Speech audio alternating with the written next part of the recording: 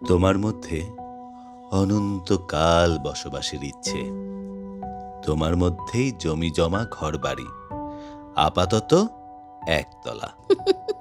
হাসছো কেন? বলো, হাসছো কেন? একতলা আমার এক বিন্দু পছন্দ নয়।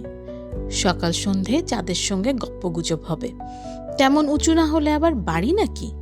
আচ্ছা, তাই হবে।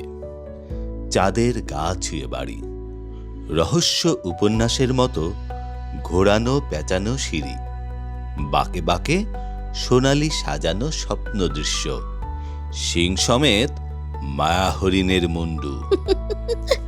হাসছো কেন? বলো, হাসছো কেন? কাটা হরিণ দেয়ালে ঝুলবে, অসহ্য। হরিণ থাকবে বনে, বন থাকবে আমাদের খাটপালঙ্কের চারধারে, খাটপালঙ্কের নিচে ছোট্ট একটা পাহাড়, পাহাড়ের পেট চিরে ঝর্ণা। আচ্ছা, তাই হবে।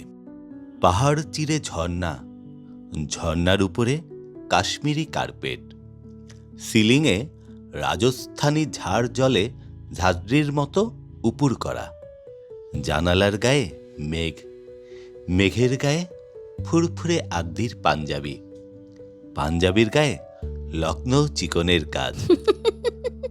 হাসছো কেন? বলো, হাসছো কেন? মেঘ রোজ রোজ পাঞ্জাবি পরবে কেন? একদিন পরবে বালুচরি শাড়ি, কিংবা খাটাওয়ের পাতলা প্রিন্ট, মাথায় বাগান খোপা, খোপায় হীরের প্রজাপতি। আচ্ছা, তাই হবে।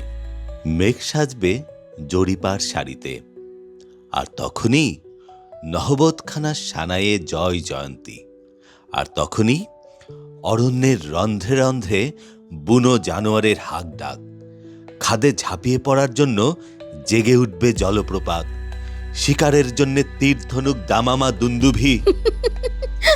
হাসছো কেন? বলো, হাসছো কেন?